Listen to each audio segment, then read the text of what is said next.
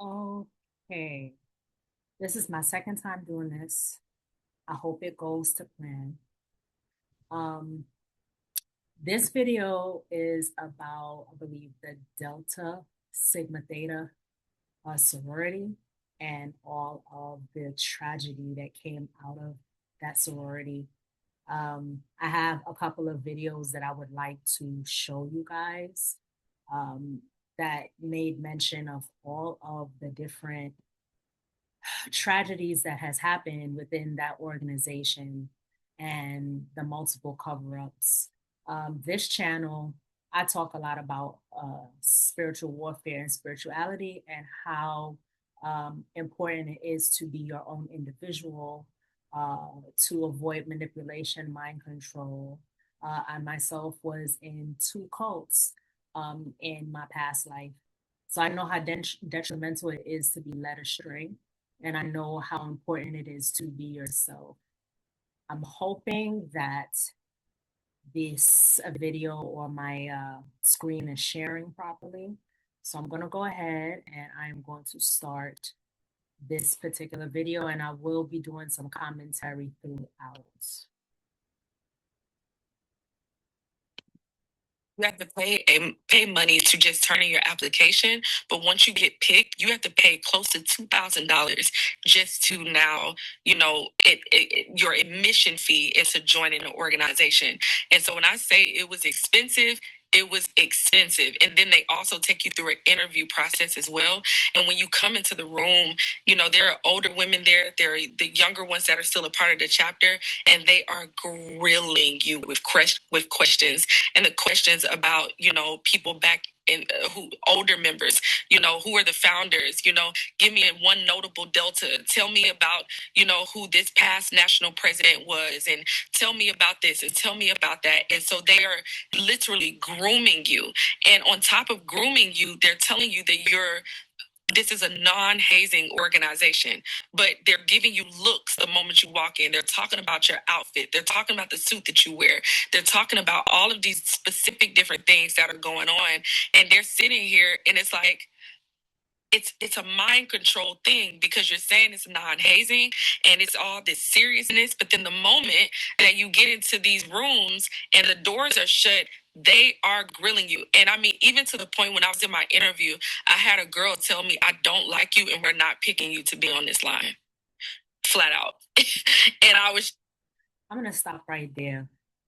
So 2 years ago, um, here in Hawaii, I was basically confronted by a then friend of mine, and she was thinking about signing up for the Alpha Kappa Alphas, the AKAs, and this was their graduate chapter.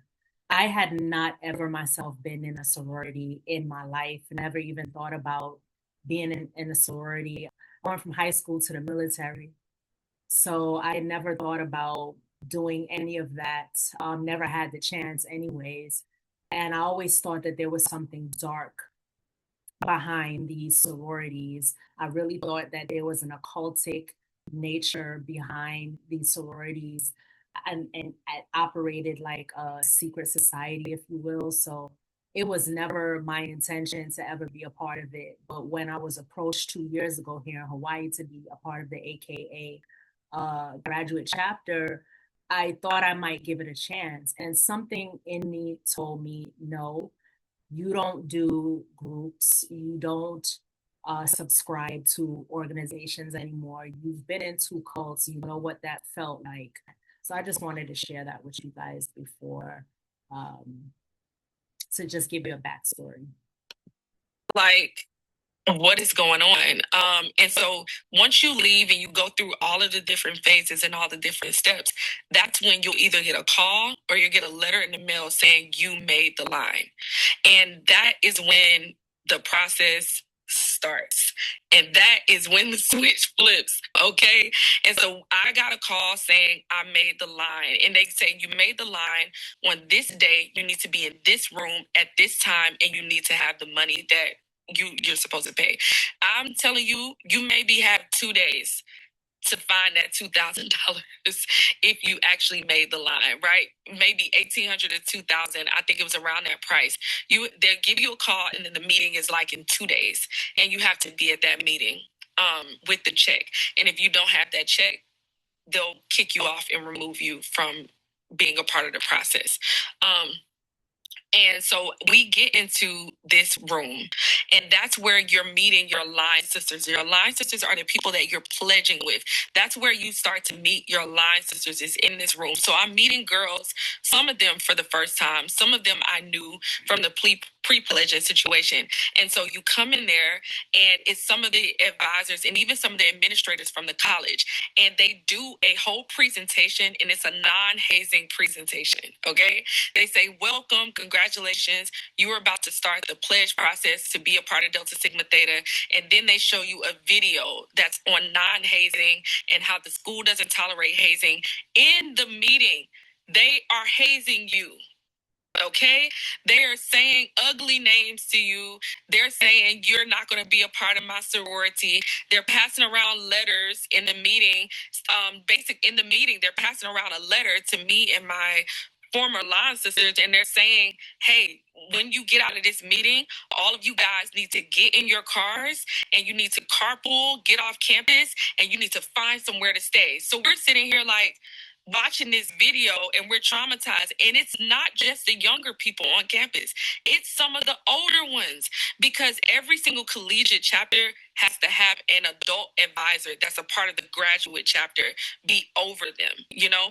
And so we have the advisors that are in there. They're making ugly looks, they're making ugly faces, and we're sitting in this meeting like, well, what's going on? You know, and it's utter chaos. And so by the time the meeting ends, and in the meeting they're telling you things that you need to purchase and buy, because you're getting ready to go through the national process, and you have to have a red top and a white bottom to go through certain rituals. You have to have certain bras and panties that you have to have. You have to have a white suit. And notice she said rituals. Now, anytime I think rituals, I think about witchcraft. It's witchcraft related. And then when you think about all of the torture that these pledgees had to go through, you have to question, like, is that really sisterhood?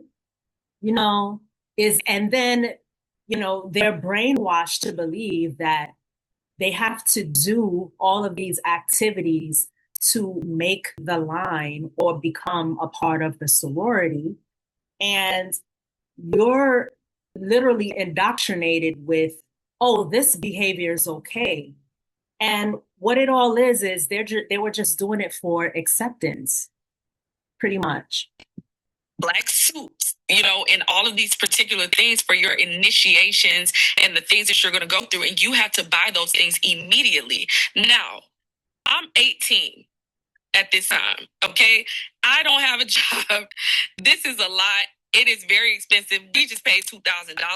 Where are we getting the money now to have to go and buy a red top, a white skirt, white pantyhose, white shoes, all of these very specific items? And so they're telling you all of the things that you need for the process and what is getting ready to take place.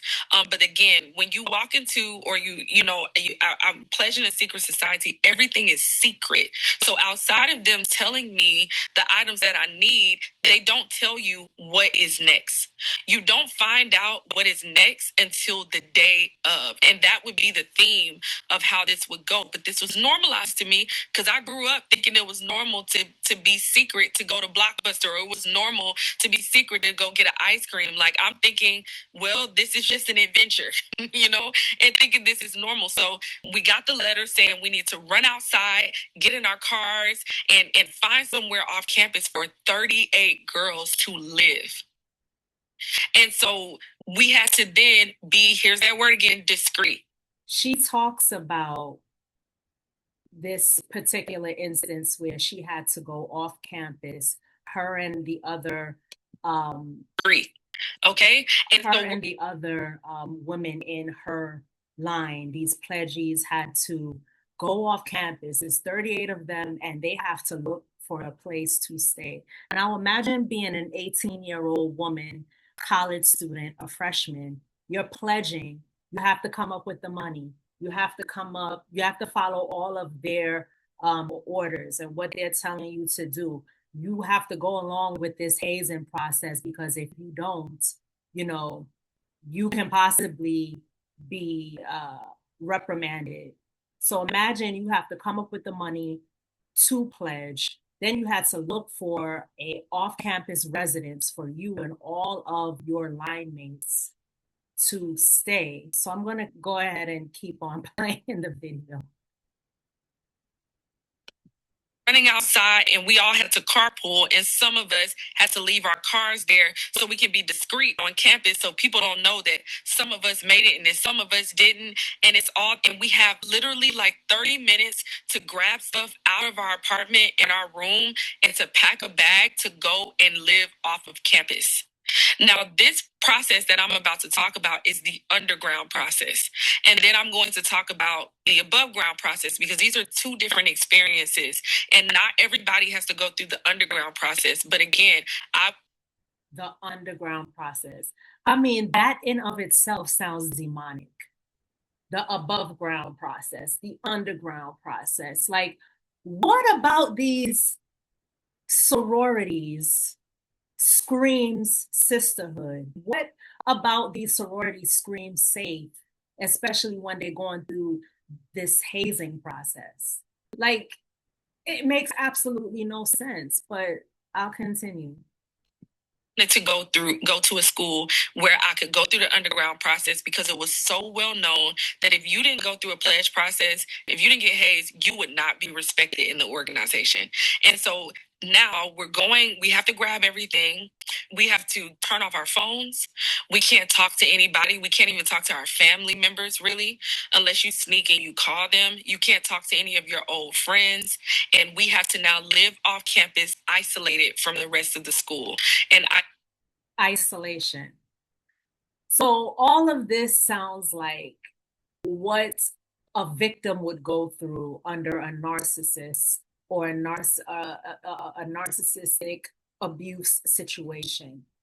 You're love bombed first. You come to the campus as a freshman, you get introduced, maybe your parents, and she explains it in this video, how the girls, when they first came to the campus, a lot of their parents was with them, and the senior what they call deltas that were already made the line, they were senior in the sorority, was so nice and so welcoming. And the moment that their parents left, like, the flip just switched. That sounds demonic to me. And I will drop this link under the video so you can take a better look. And I will also drop some additional links under this video just to give you full context of how demonic these sororities are. I'll continue. From our friends, isolated. Some people have boyfriends, all of the things. And we are trying to figure out where 38 people going to live. So we all rush out to our cars. The moment that we rush out to our cars, we get into our cars and we're driving off campus. Next thing that we know, all of our phones start ringing profusely at the same time. So I want you to imagine maybe about 4 girls to one car. And we're trying to get to know even the girls that are in the car, because we don't even know half of the people car that we just jumped into. We're trying to get to know one another. All of our phones start ringing simultaneously at the same time. And it's all of the big sisters that were ever a part of the chapter. So just to give you an example, I was the number 9 on my line. I want you to imagine 6 other number 9s that came before you are ringing your phone and calling your phone. Little did I know, when you turn in your packet, they also have a copy of your class schedule and they have a copy of your phone number. So the moment that you get out of that meeting, they distribute your class schedule as well as your phone number to all of the big sisters that came before you. So they all have your phone number. They know when you're going to be in class and they know when you're not going to be in class. And they start ringing our phones. And who am I? Who am I? What's my name? What's my line number? When did I cross? Why don't you know me? Click, hang up. Where are you? I see you on campus. If we catch you, we're going to kidnap you. Get off of campus. And it's it. We're going to kidnap you? Like, this is sheer intimidation. This is intimidation. This is fear. This is angst. This is confusion. Like, what about this screams sisterhood? Again, I ask you. Sane. Not only to mention that, when we pull off of campus, a high-speed chase starts. All of the big sisters pull out at the same time, and they're chasing us around the city of Savannah. Okay, and they're chasing us, and we're at the same time we're on the phone, and we're young. We could have gotten into a horrible car accident. It's nothing but fear because we didn't know. I only know that we distribute your information because when I crossed over, we did it to. I'm going to stop it right there. So I saw a crime drama on HBO Max last year, and it was talking about this same sorority, Delta Sigma Theta. And there was a pledgee. She was 18 at the time, and her name was Victoria Carter. The same car chase that she's describing is the same car chase that Victoria Carter and some of the other pledgees were in, where Victoria Carter crashed into a tree and lost her life. How is it safe, especially when you're in college, when you're going through this hazing process, and in order to be in compliance with the senior sorors, you're going on a high-speed chase? And I believe this lady, her name is Melissa Blair, the one that's talking to you right now. I believe her sorority was down south. And Victoria Carter, her sorority was also down south, but they did not go to the same university. I believe that Melissa Blair, and I could be wrong, but I believe her sorority was either in Atlanta or one of the Carolinas. Victoria Carter, her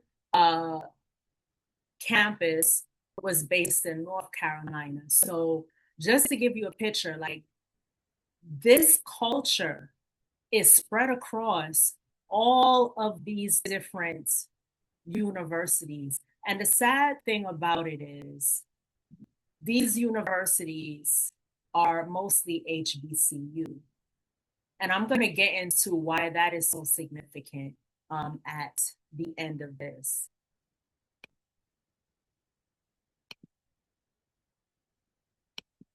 The lines. But at the time, I didn't know how they got my phone number. I didn't know how they had my class schedule. I didn't know how they knew where I was. And so it's a huge fear tactic. We were in fear. We were in so much fear. And so we didn't really get a chance to, grab our stuff fully off of campus because we're getting a phone call. Why are you on campus? I see you going up to your room. You're not discreet. If you don't do it. And they keep using this word discreet. Like, I don't know what's so discreet about being victimized in a sorority. And you are a young woman going to college, trying to make the best of yourself, and you're going and facing these scare tactics and torture tactics by people who you're supposed to be looking up to. That's actually very odd and very strange. So I'm going to cut to another part of the video. I'm trying to get it to the exact timestamp. And this particular part will get into the crux of the grooming process. And it will describe a little bit more of the hazing process as well. I'm just trying to get to the right timestamp. I'm going to start right here.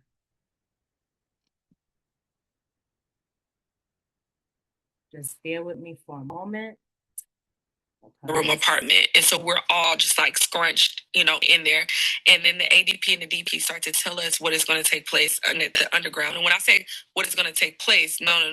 They don't go into detail about each day and what we're going to do. They start to tell us about basically the instructions the code of conduct and what needs to take place in regards to the underground process. And they call this process being made, because you're being made into a delta. Okay. And so a lot of people who pledge, they will say, I was made. And that is where that term comes from. And so they start to tell us the things that we need. So they said that we needed white bras, white panties, that we had to all dress alike and be one, because that was the important thing. There could not be anybody who was individually different, even personality wise. We all had to sound the same, talk the same, eat the same, look the same, everything. They beat any form of individuality out of you. They kill it. And heard what she said? They beat any form of individuality out of you. You're not even considered an individual. You are made to feel less than pledging to these sororities. How is that building up confidence and self-esteem? I mean, it sounds to me like they want to just keep you under submission. Even after you make the line, even after you pledge, you are in debt, perpetual debt, as long as you remain in this sorority, which operates like a secret society.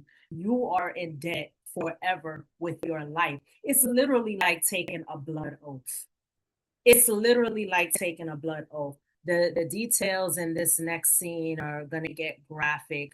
I was actually pretty horrified listening to it for the first time, because I myself couldn't believe, nor could I understand that all of this was going on in a sorority. And the only thing that I can think of was, what is the college doing? What is the school doing? Obviously, this hazing process was not supposed to go down. This hazing process, which I don't understand, they make it known within the orientation or within this above ground ceremony, or before the DPs and whatever she was saying, the APs come, they make it known that the hazing is not, it's not something that is, recommended, nor is it right. Like, they make you sit there and watch an orientation telling you how hazing is wrong, but then they do it anyway. It's complete madness to me. I was trying to get it to the exact timestamp, but it doesn't look like I'm going to be able to do that. So I'm going to start it right here. That night would start the above ground process. And the above ground process is what you would consider the national process. The national process is the process that every single member that has been initiated into the organization, they have to go through this process. And so the above ground process would consist of these things called PPP, the Odyssey experience, jewel night ceremonies, the pyramid induction ceremony, and your initiation ceremony. Okay. And these are these classes, rituals, ceremonies that you would have to participate in order to cross over into the organization. So we would be in those types of classes from like a 6 p.m. up until like around a 10 p.m. And in those classes, we would be learning information. PPP is a pyramid preparation period. That's where we would have to wear our red tops and the white bottoms like they told us we had to get. And that a pyramid is basically a pledge. We were called a pyramid because it's very wicked. It's very demonic. But a pyramid is called a pledge. And so it was pyramid preparation period. After we did that, we actually were inducted as pyramids, which was a ceremony that we ended up having to go to, that they took place in a church. And so not only are you initiated as a sorority member at the end, but you're also initiated as a pledge into the organization. And it was a very, very, very crazy ceremony. And the thing about me is, at the time, if you go back and you watch my testimony, I never even, since I was young, I didn't even step. So basically, they're going into this church to do this ceremony. And the ironic thing about it is, they're doing this ceremony in a church, this demonic ceremony in a church. And based on her story, she was never a believer. She didn't go to church. As a matter of fact, earlier in the video, which hasn't been shown here, she was given history on family history, and she grew up in a cult. She grew up in her family, her dad, her granddad, she was saying, was Freemasons. So she didn't grow up in a religious household. So she's going into this church, mind you, she's initiating into this sorority, and she's going into this church, which both are very unfamiliar. So you can see how, to her, how destabilizing that is. I mean, it's utter madness, but for the sake of context, I'm actually going to continue this because it's going to get a little bit graphic. And I will, for copyright purposes, I will be stopping and starting and giving my commentary in between. Into a church until after I got saved. And so I almost did not go to this ceremony because we found out that it was in a church.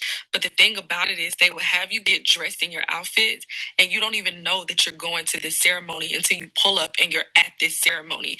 And it is a closed ceremony. It is at a church, and you walk in and you're kneeling on the altar, and that is when you sign your name in the bond as a solemn bond to be a part of the organization. And you basically start to give oaths, and you do covenants. You learn some of the national songs. You learn the pyramid hymn and song, and all of there's an entire process that they take you through, and you light candles and you stand at an altar, and that's when they induct you as a new pledgee. And if you drop line at that point, you become an eternal pyramid.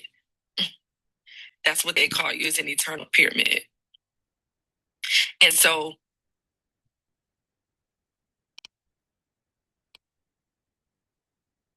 okay, I'm going to stop it right there. It looks like it went to if you don't understand conflict, you're very easy to manipulate.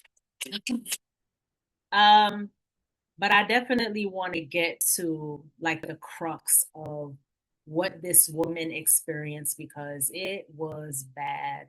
I mean, it was bad. We're not even at the worst part yet, ladies and gentlemen. So I'm gonna keep on trucking and keeping on right now. 6 p.m. to 10 p.m. would be the above ground process. After we leave that, we go immediately into the underground process. And the underground process would go from 10 o'clock that night to maybe 3 in the morning. And the first underground set that we had, we did it in a Freemason temple. And it was utter chaos. And so what they would do is that the big sisters would call you, because you would have to get dressed out of your red and white. And mind you, when you put on your red and white, no one could see you. So we would have to get dressed in our red and white outfits for the above ground thing at the location, because no one could see us in our red and white outfits.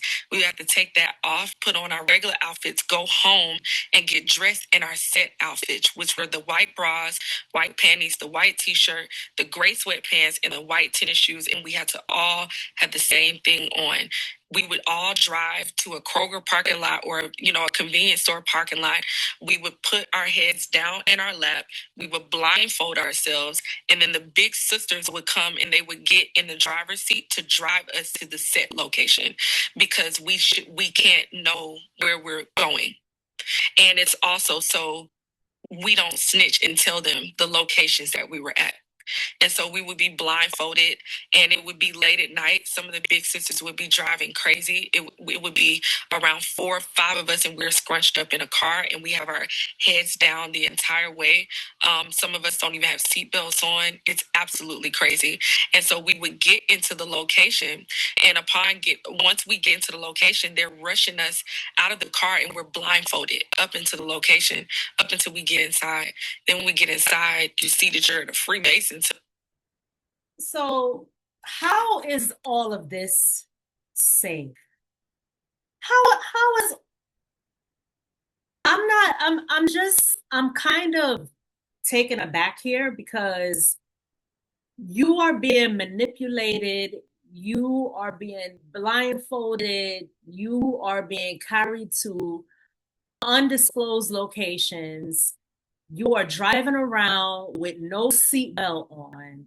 Like, this whole initiation process just sounds very odd, weird, demonic, and very unsafe for all of these pledgees. Like, I don't understand.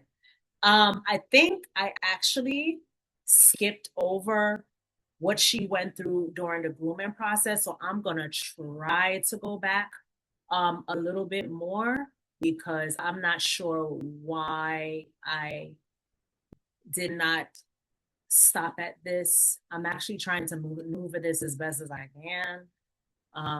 So just bear with me.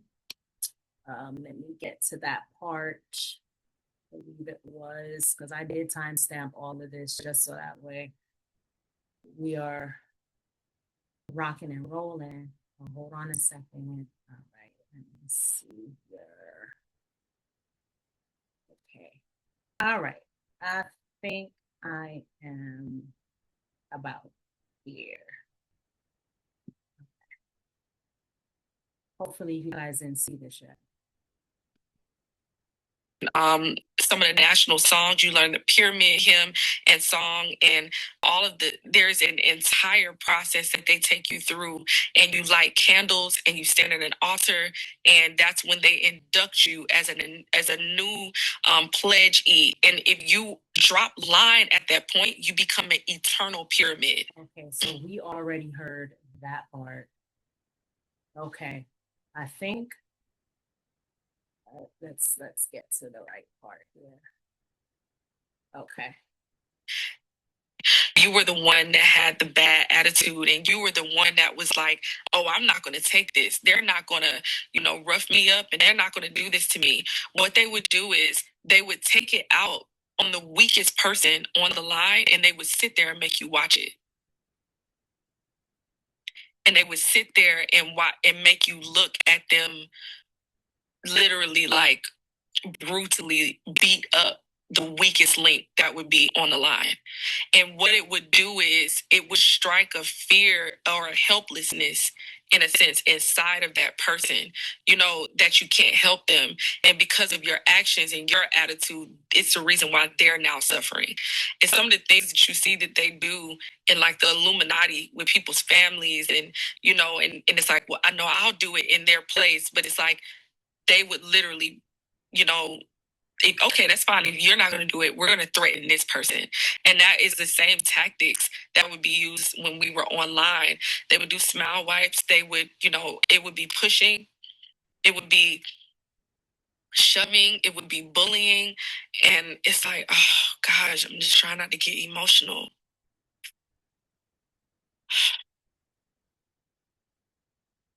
So obviously, this woman, as grown as she is, because this was her college days, as grown as she is right now, obviously this woman is still traumatized by that experience.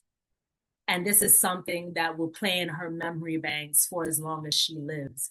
So tell me, what about pledging in sororities are safe and productive, especially when you have these hazing ceremonies going on. And a lot of them are low key.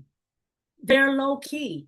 They're trying to hide all these behaviors from the university itself because this is not supposed to be going on. Like, it's to a point where if the pledgee or one of the line sisters step out of line and happen to go to the school board or the dean or whatever to complain about this hazing process, they themselves would get in trouble because they're not supposed to be even taking part in this hazing process. But the hierarchy within these sororities do not make it easy because everything is in secrecy, shrouded in secrecy. And they have to deal with this pretty much, you know, behind closed doors, or I would say behind closed temples, if you will, because I mean, this whole thing sounds very tragic. Um, Maybe it's a reason why I haven't been able to actually directly set on the hazing part, on the gruesome part. Maybe there's a reason for it, because what I heard last night listening to this, especially when they talked about the paddling, so it doesn't look like I'm going to make it to the exact part, and I don't want to waste any more time in this video, but she explained a specific part during the ceremony that while they were being hazed, they went through this thing, this process, that what they call taking wood. And what it is the senior sorors will hit the pledgees, which were women in the line, hit them with this freaking paddleboard, wooden paddleboard that they had made. And she described that there was an incident where one of the sorors actually was aiming for one of the Lion sisters' buttocks and missed and hit another Lion sister in her back. And the Lion sister had to go to the hospital because of it. So once the Lion sister went to the damn hospital now, they were trying to coach her and tell her, you got to tell a different story. You can't tell them what really happened, or this is going to make you look bad. This is going to make the sorority look bad, the whole chapter look bad, probably even the school look bad. So you cannot tell them that you being injured by this paddleboard was part of a hazing process. So when they took the Lion sister to the hospital and they put her in the hospital, they literally ghosted her. These senior sorors, they ghosted the girl. They had the girl delete numbers, all of that, before she got admitted into the hospital. And then they literally ghosted her. I don't even know what happened to her. I don't even know if she was allowed to continue to pledge after that, because maybe she was considered a liability. I'm not sure. But this is high level Satanism right here. If I've heard anything like it myself, like this is high level Satanism. I'm trying to get to the part where she's talking about the ritual and how they prayed. So let me get back to it and see if I can find that part. I don't think I'll be successful, but I will try, even if I have to keep stopping and starting this thing. With your arms out and your butt is sticking. Okay, so I think this is the part that she's talking about. But it's going to another commercial. I'm going to skip that and let her tell the story, because it's pretty gruesome. Pretty darn gruesome.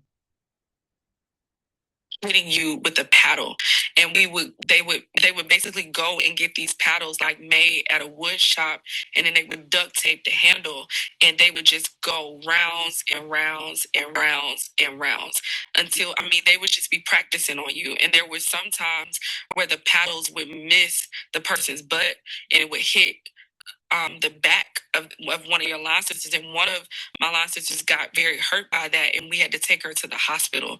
And if you have to go to the hospital, they'll drop you off, and the story has to be that you're practicing for a step show and you don't know them, and they would quite literally wipe your phone or make you delete your phone, and they just would ghost you, like they don't even know you if you get hurt. How is that sisterhood, y'all? What about that is sisterhood? So you're pledging to a sorority. There was, let's call it a freak accident. It shouldn't be happening anyway, but let's just say it's a freak accident. So because of the hazing process, one of the Lion sisters get hurt, wind up having to be sent to the hospital because of the injury. And then to cover it all up, or to make it all go away, you literally ignore the situation by ghosting the line sister that got hurt? How is that camaraderie? How is that sisterhood? How is that togetherness? That's straight demonic, if you ask me. Like none of this makes sense, and none of this sounds even remotely about sisterhood, friendship, togetherness, unity. None of it. None of it. It would be horrific. I mean, the hitting, the paddling, it would be so bad that your butt is like black. It's almost blue. You can barely sit down half of the time. If you cry, I mean, they'll make you just take it even more. Doesn't matter. Like I said, the ritual nights, they would have the altar there. And there was one ritual that they made us do, and it was about the zephyr wind, the western wind, something in regards to the spring, because we cross over the organizations in the spring. So we were pledging to some of these spirits, and they had this duck process that was symbolic of the ducks that would be around the pyramids in Egyptian in the Nile, and it would be ducks, and they represented fertility. And so we had this duck process that they would take us through, and we would take wood for it, we would learn.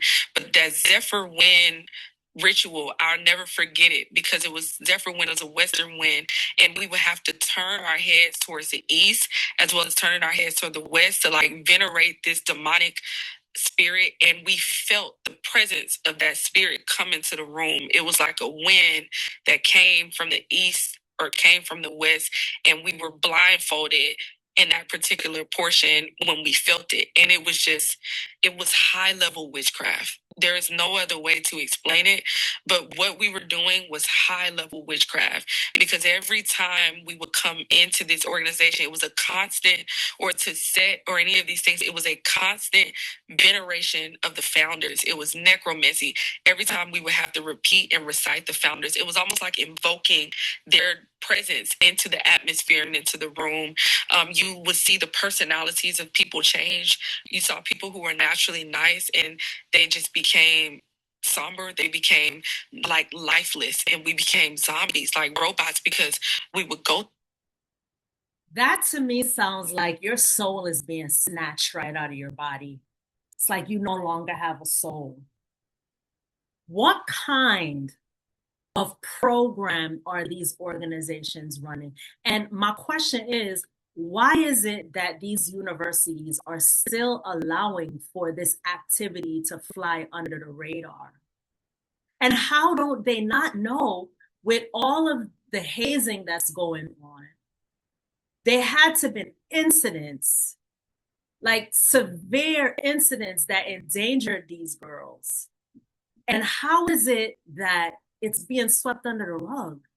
How is it that all of these hazing ceremonies, she even mentioned it was 38 women. And she even mentioned when she became, because she actually got initiated, and the victim became the victimizer. And she literally even said that she initiated 4 sets of women, and each of these sets included 30 women, or a little bit over 30 women.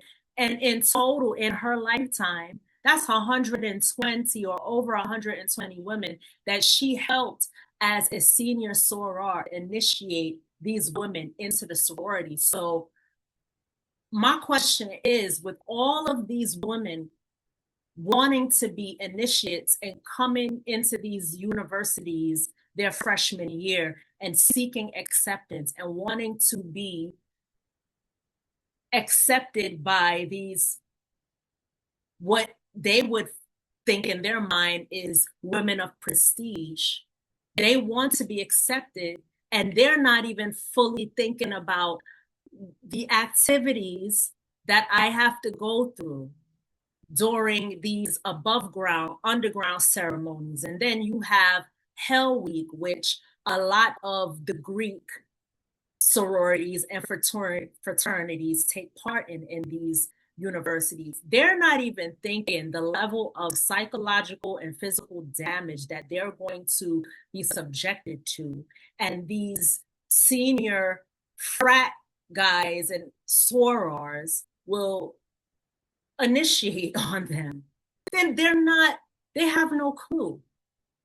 So I'm just trying to figure out, with all of these instances going down, someone had to get hurt. You have rape going on. You have hazing going on. You have all these nefarious activities going on in these sororities. And it's just quiet. The universities are saying that we don't allow hazing. This is not something we represent.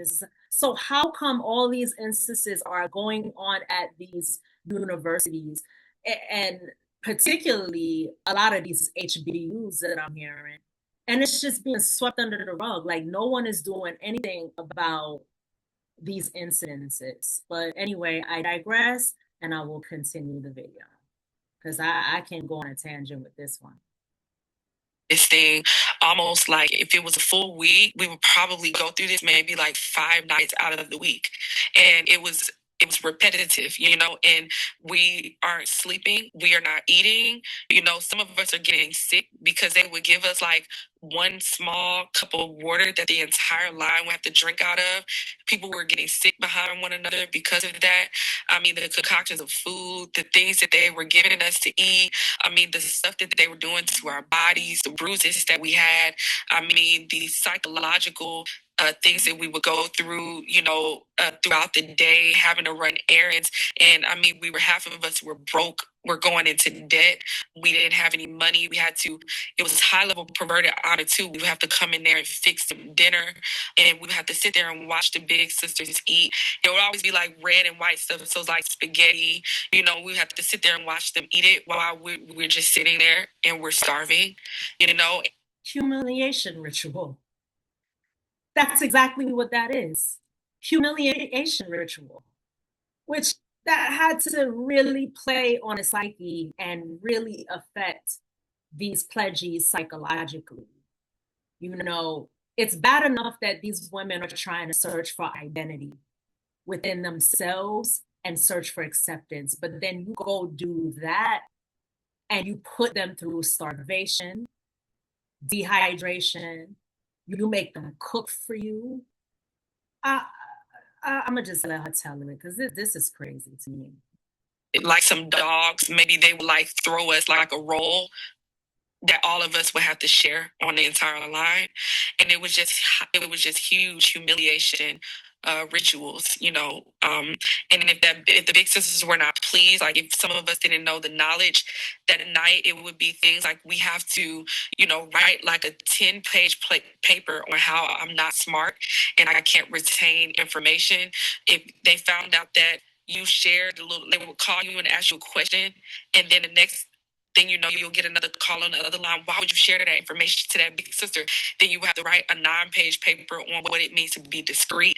It would be constant fear tactics, bullying, manipulation, mind control, and you are running off of no sleep. Okay, no sleep. And so we're like zombies. I mean, it's like honestly fasting. It's like a demonic form of fast. Here's what I want to know too. Are they medically screening these pledges before they come into the line, or being subjected to these initiation humiliation rituals? Because the dehydration, the lack of sleep, the starvation, all of this, some of these girls could have some crazy medical issues or underlying medical issues, and they're being subjected to all of this torment that affects their health. Are they being medically screened?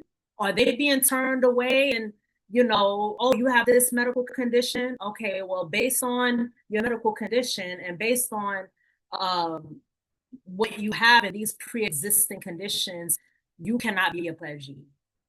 Because if you know that you're going to subject these line sisters or these potential pledgees to this extreme amount of torture, you should not have them initiate at all. You should be turning them away, especially if they have pre-existing medical issues. It's crazy to me. Absolutely nuts. And we're like zombies. And then now we're into the above ground process where we're doing high level rituals. And so we're coming into the above ground process, and we have the pyramid induction that I explained to you that we had to learn. We had songs that we were only allowed to sing privately that we can't sing publicly. And those are songs like our national hymn, and Delta had a national prayer, all of these things. And so in the national prayer, it's like join hands in Delta's chain and let us honor her precious name. Amen. And it would be the national hymn is Delta with glowing hearts we praise thee for the strength thy love bestows, for the glowing grace of thy sisterhood and the power that from it flows, keeping us a strong endeavor and keep our souls to rapture raise. Delta lights the flame and never warms our heart, her bond unto praise. Delta Sigma Theta, we rejoice in thee. Delta Sigma Theta, we pledge thee loyalty, devoted to truth, a bond of our youth that keeps our hearts clean and pure to the end. And the reason that they don't want you to sing those songs publicly, because there are many members of these organizations in churches, and they know that if you were to start singing half of these songs, that people would look at you and say, this is only honor that we should be giving to God. But then, boom. This is the crazy part, right? So I've met a couple of sorority people in my day, and a lot of them claim to be Christian.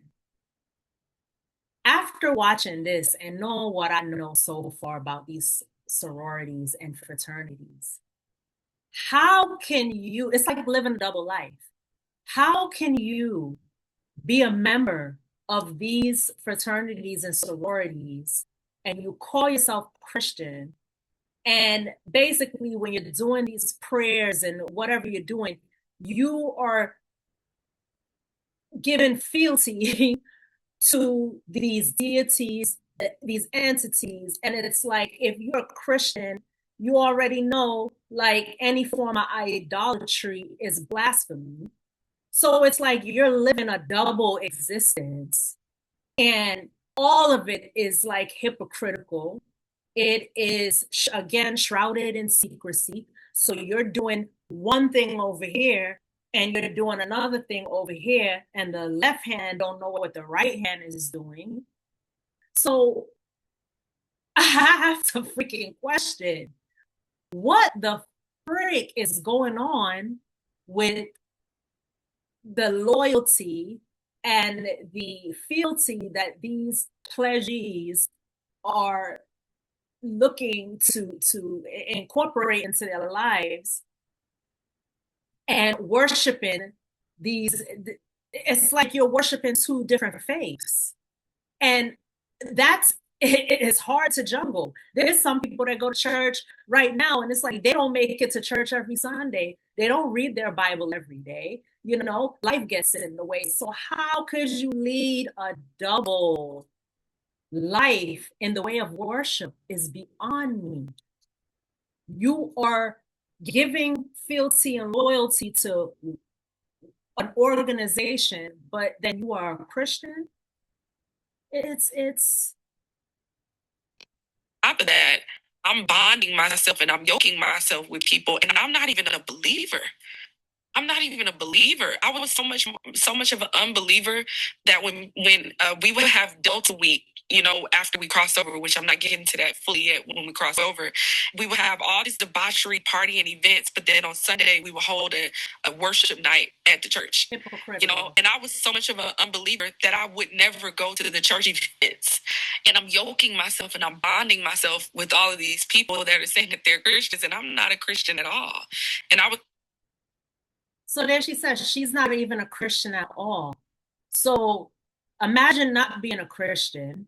So you're not devoted to faith at all. Like you're basically not of the faith, right? But you're also coming into this new group by way of pledging to a sorority that's unfamiliar to you. So I could imagine how confused this woman was in her younger years, being in college. Like, this had to be an ordeal. Like, I can't even put my finger on what this lady went through, man.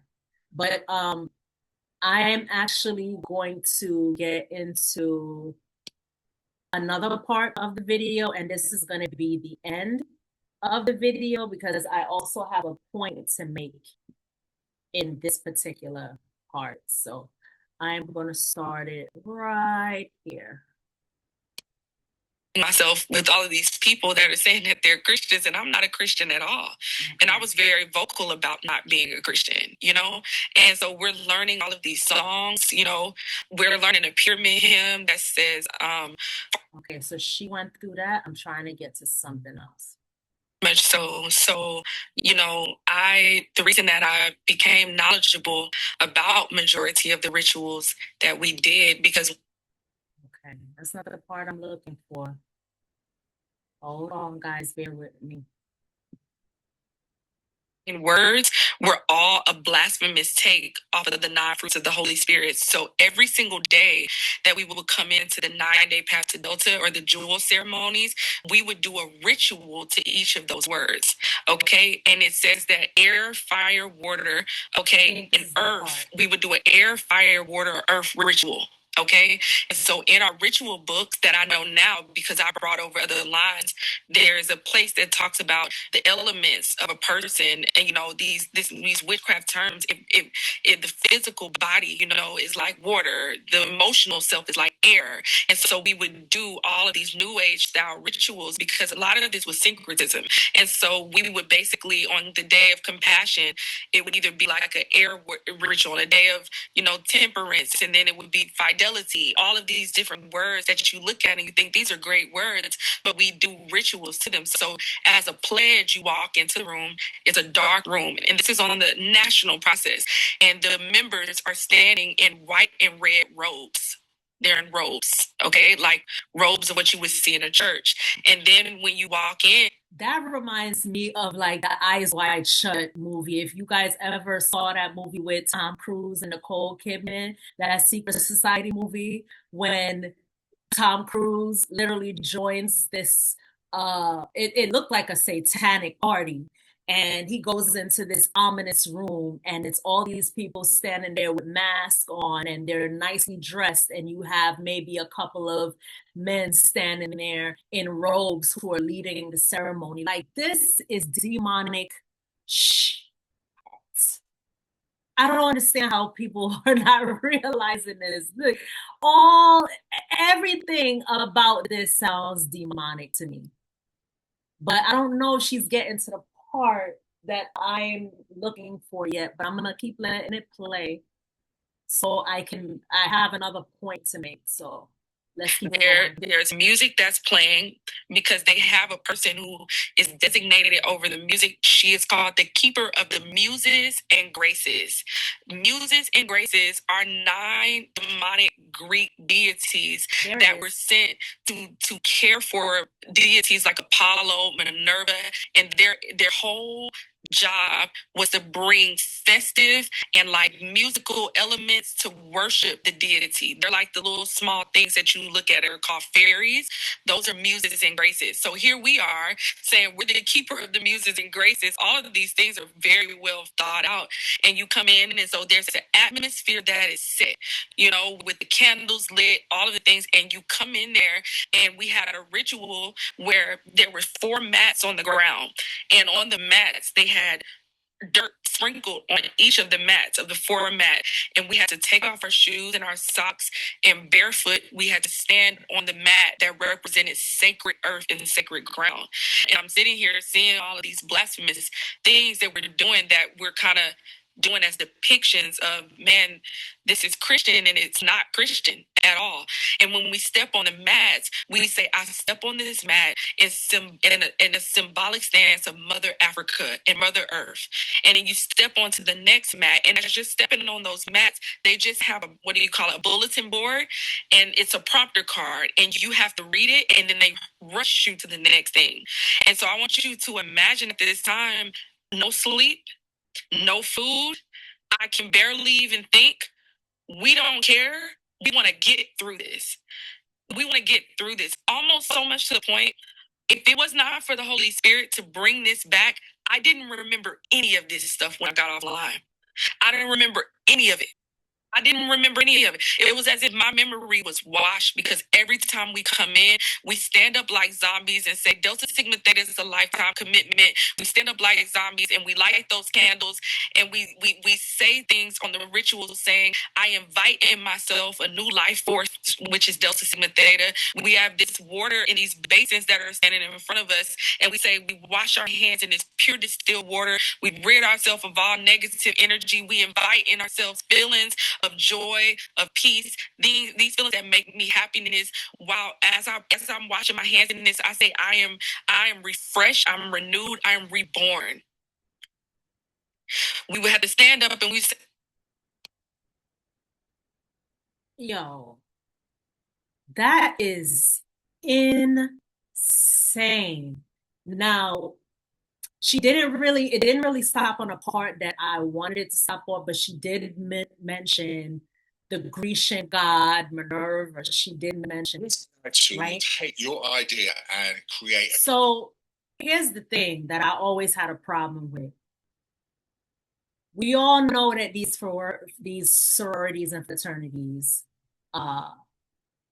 operate and celebrate Greek culture, right? But here's my question, and here's the irony in all this.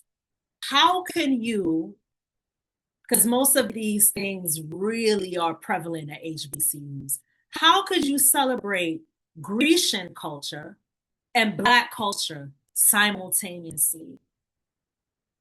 We are not Greek. I'm pretty sure if I elected to go to college instead of the military and someone, confronted me about joining a Greek fraternity, I probably would have gave the okay then, because I would have been very young and naive. But it's like when you come into the understanding, like, your culture is your culture. It's just part of getting in. It's the initiation process. It's what we have done for many years, and this and that and the third. Are you Greek now? Even your uniforms and the letters that you wear for Alpha Kappa Alpha, Delta Sigma Theta, all of these different fraternities and sororities, all of these are Grecian symbols and Grecian terminologies. Are you Greek? There's not a Greek bone in your body. There's not even a Greek bone in your ancestry. And you're getting into these rituals that you know nothing about. I'm going to stop the screen sharing. But you're getting into these rituals that you have no idea about. Think about it. You're an 18, 19-year-old kid, fresh and wet and green out of high school. What the hell do you know about Greek culture besides what you studied in Greek mythology classes? And some of y'all ain't even get that deep. Come on, bruh. Come on. And then when you get into these sororities and fraternities based on acceptance, they have you doing all of these dangerous initiation activities that can get you seriously hurt or even killed, like Victoria Carter. And some of these fraternities and sororities require you to still keep good grades and be part of all these different clubs on campus. This is where I'm going to stop the video, because I'm still at a loss for words. I am going to drop some other videos related to this topic in the description so you guys can take a look and look at it at your leisure. But I would suggest you do a deep dive into it, especially if you're a parent who has a child getting ready to leave the nest for college. I would highly advise you not to have your child associate with these sororities and fraternities. And if you yourself was a part of one, why would you want your child to be subjected to that type of torture and that type of hazing? It's not normal. It is not normal. And you're not even thinking about their psychological effects and how physically damaging it could be or has the potential to be if they join these fraternal and sorority organization. Like, anyway, that's where I'm going to end it. Y'all be safe. Peace.